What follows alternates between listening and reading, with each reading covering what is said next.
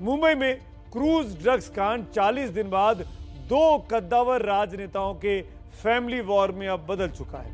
महाराष्ट्र सरकार में नवाब मलिक की बेटी नीलोफर ने पूर्व मुख्यमंत्री देवेंद्र फडणवीस को मानहानि का नोटिस दिया, तो दोपहर होते होते फडणवीस की पत्नी अमृता ने नवाब मलिक को नोटिस पकड़ा दिया। देखिए मेरे सहयोगी ज्ञानेंद्र तिवारी की ये बेहद खास रिपोर्ट। समीर वानखेड़े और ड्रग्स को लेकर पहले महाराष्ट्र के दो बड़े नेता भिड़े और अब शुरू हो गई है उनकी फैमिली वॉर।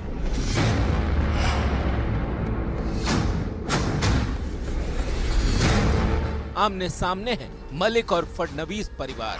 शुरू हो गया है नोटिस का कानूनी खेल। नवाब मलिक की बेटी नीलोफर मलिक ने देवेंद्र फडणवीस को उनके बयान के लिए नोटिस भेजा है।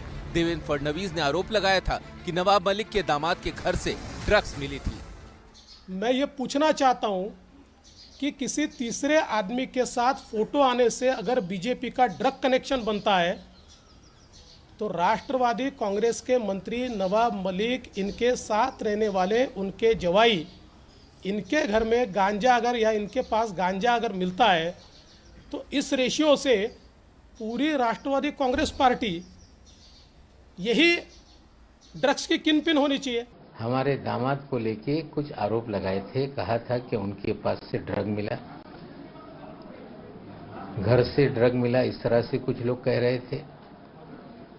हमने कल ही कहा था कि हमारी बिटिया उन्हें कानूनी नोटिस भेजेगी। आज उन्होंने देवेंद्र फडणवीस जी को एक नोटिस भेजा है, मांग की है कि आप क्षमा मांगो। अगर वे क्षमा नहीं मांगते तो उनके खिलाफ मानहानि का दावा, क्रिमिनल और सिविल सूट फाइल करने का काम हमारी बिटिया करेगी। नीलोफर मलिक समीर खान की पत्नी है। समीर खान को एनसीबी ने ड्रग्स के आरोपों में गिरफ्तार किया था और 8 महीने बाद उन्हें जमानत मिली थी। नोटिस में 1 नवंबर को एबीपी न्यूज पर दिखाए गए फडणवीस के बयान पर एतराज जताया गया है। नोटिस में नीलोफर ने एनसीबी की चार्जशीट का हवाला देते हुए फडणवीस के आरोपों को गलत बताया। नीलोफर ने बयान के चलते उन्हें और उनके बच्चों की मानसिक और सामाजिक प्रताड़ना की बात की है। नोटिस में देवेंद्र फडणवीस से लिखित माफी की मांग की गई है और न करने पर 5 करोड़ की मानहानि का केस करने की चेतावनी दी गई है।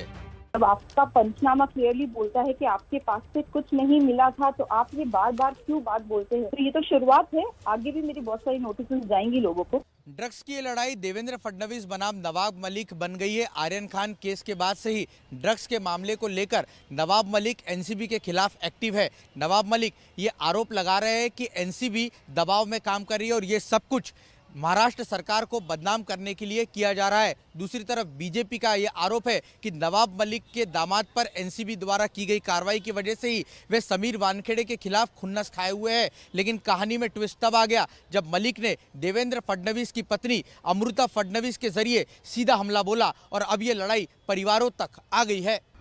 मुख्यमंत्री रहते समय उनकी पत्नी ने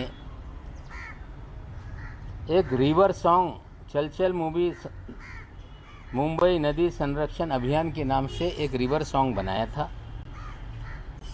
उसमें सोनू निगम जी ने गाना गाया था और उसके फाइनेंस हेड जयदीप राणा जी थे। ये आरोप हास्यास्पद इस प्रकार के आरोप है। इसका कारण रिवर मार्च, ये जो संगठन मुंबई में काम करती है, इस संगठन ने जो रिवर एंथम तैयार किया, उस रिवर एंथम के लिए जो टीम हमारे पास आई थी, उस टीम के क्रिएटिव टीम का एक हायर्ड आदमी, जिसने वो पूरी टीम ने हमारे साथ उस समय फ़ोटो खिंचवाए और उस व्यक्ति को 4 साल बाद आज एनसीबी ने अरेस्ट किया। ये 4 साल पहले का फोटो। मलिक का आरोप था कि जिस जयदीप राणा के पैसे से अमृता फडणवीस का एल्बम बना, वो दरअसल ड्रग माफिया है।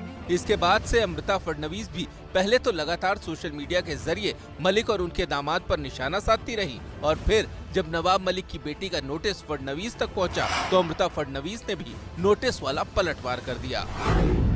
नोटिस में नवाब मलिक के ट्वीट की तस्वीर डाली गई है। मलिक के ट्वीट को अमृता फडणवीस ने अपमानजनक बताया है।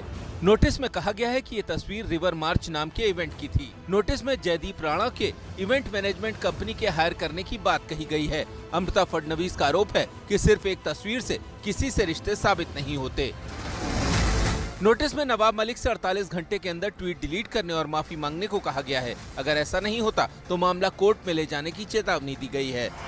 ऐसा लगता है कि इस जंग में न तो नवाब मलिक पीछे हटने वाले हैं और न ही देवेंद्र फडणवीस। अब अगले मोर्चे पर मलिक की बेटी और फडणवीस की पत्नी आ चुकी हैं। अब देखिए कि इस घर से निकले घमासान का क्या अंजाम होता है। क्रूज ड्रग्स कांड घूमते घूमते फडणवीस और नवाब मलिक के बीच फैमिली वॉर तक पहुंच चुका है, जैसा कि अभी आपने देखा। अब आप दोनों नेताओं के परिवार के बारे में जरूर जान लीजिए। महाराष्ट्र में बीजेपी के एमएलसी रहे गंगाधर फडणवीस और सरिता फडणवीस के दो बेटे हैं, एक आशीष फडणवीस और दूसरे देवेंद्र फडणवीस, जो महाराष्ट्र के मुख्यमंत्री रहे बीजेपी के बड़े और कद्दावर नेता हैं। अमृता फडणवीस देवेंद्र फडणवीस की पत्नी है। वहीं यूपी के बलरामपुर से मुंबई में काफी पहले आ चुके इस्लाम मलिक के दो बेटे और एक बेटी हैं। एक बेटा राशिद मलिक, दूसरे बेटे नवाब मलिक जो अब मंत्री हैं, विवादों में हैं, और तीसरी बेटी सईदा खान है। इनमें नवाब मलिक साहब के अपने दो बेटे और दो बेटियां हैं। बड़े बेटे फराज मलिक पर फडणवीस ने गलत तरीके से जमीन खरीदने का आरोप लगाया था। दूसरे नंबर पर बेटी नीलोफर हैं, जिन्होंने फडणवीस को मानहानि का नोटिस दिया है। नीलोफर के पति हैं समीर खान, जो कि ड्रग्स के आरोप में एनसीबी के अधिकारी समीर वानखेड़े उनको गिरफ्तार कर चुके हैं और करीब 9 महीने समीर खान जेल में रहे। नवाब मलिक की एक बेटी सना मलिक हैं और एक और बेटे हैं, उनका नाम आमिर मलिक है। मलिक वर्सेस फडणवीस की ये लड़ाई व्यक्तिगत से ज्यादा महाराष्ट्र की राजनीति से भी जुड़ी है। दोनों नेताओं में वार पलटवार के बीच नवाब मलिक ने ड्रग्स मामले में गुजरात की बीजेपी सरकार को लपेट लिया है। उन्होंने ड्रग्स का गुजरात एंगल उठा दिया है। इस पर गुजरात के गृह मंत्री हर्ष संघवी ने ट्वीट किया कि गुजरात में ड्रग्स को पकड़ा गया, लेकिन मुंबई में ड्रग्स का कारोबार बेखौफ तरीके से चल रहा है। यानी अब इस पूरे मामले में गुजरात कनेक्शन भी सामने आया है। देखिए रौनक कुकड़े की रिपोर्ट। ड्रग्स को लेकर महाराष्ट्र की सियासी लड़ाई अब जाली नोटों के बाद गुजरात तक आ पहुंची है।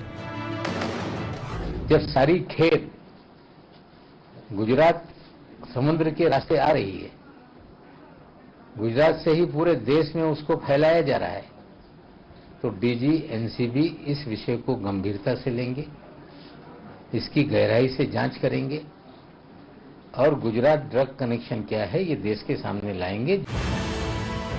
पहले गुजरात के मुंद्रा पोर्ट पर करोड़ों की ड्रग्स पकड़ी गई और अब द्वारिका में 66 किलो ड्रग्स की खेप पकड़ी गई। बस इसी के सहारे नवाब मलिक ने आरोपों का तीर गुजरात की तरफ घुमा दिया कि मुंद्रा के बाद द्वारका में भी 350 करोड़ के ड्रग पकड़े गए। ये योगायोग है क्या?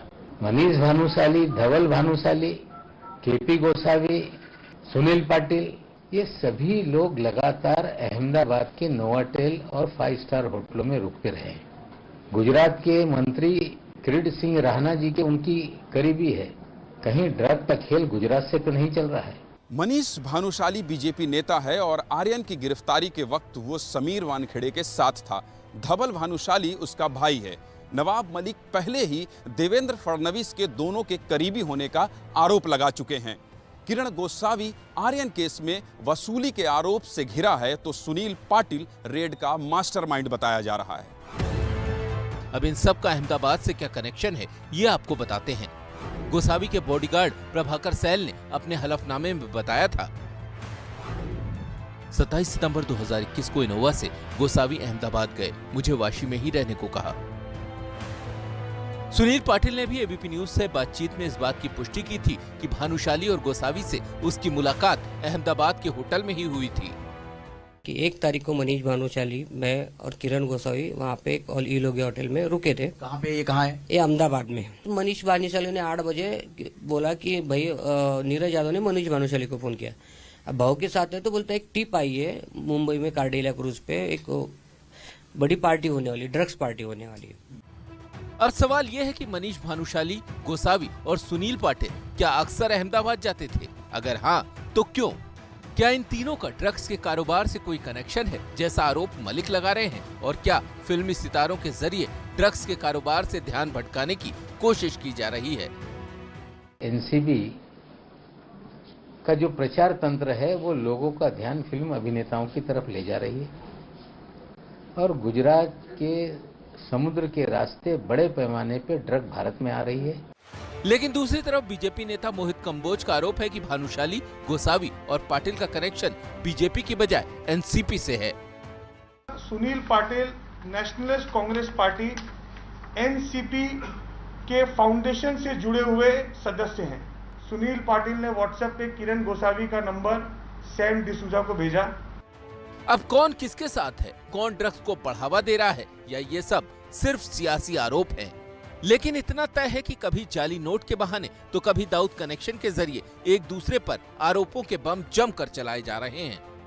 इनके अंडरवर्ल्ड के साथ क्या संबंध है, इसके सबूत मैं आपको भी दूंगा और राष्ट्रवादी कांग्रेस पार्टी के जो अध्यक्ष है श्री शरद पवार जी, इनको भी मैं वो सबूत दूंगा।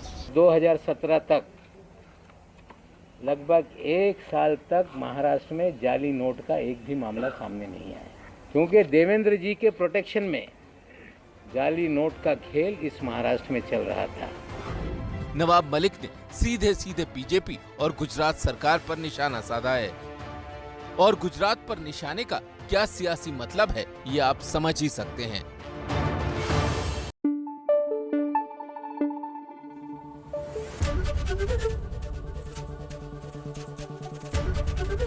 एबीपी न्यूज आपको रखे आगे।